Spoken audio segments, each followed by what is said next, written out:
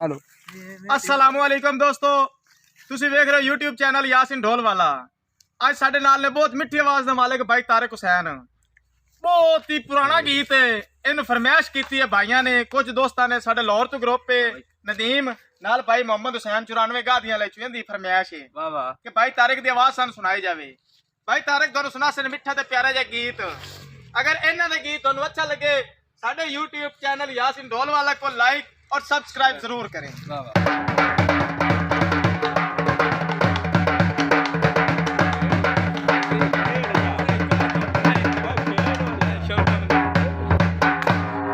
रब्बा दी छेड़ जावे ये यार तेरा वाह वाह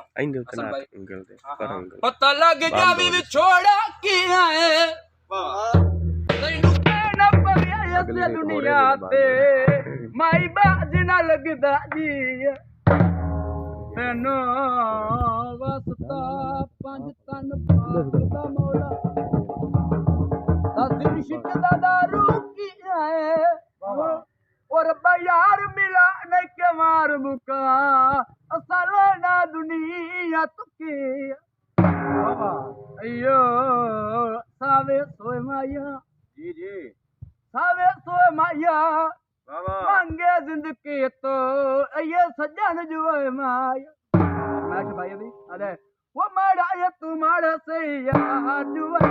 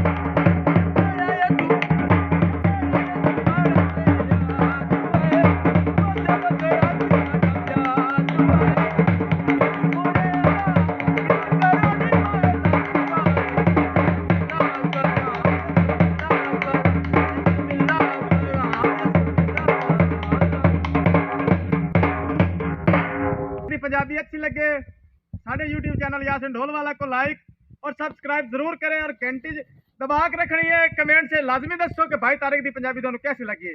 पाकिस्तान जिंदाबाद।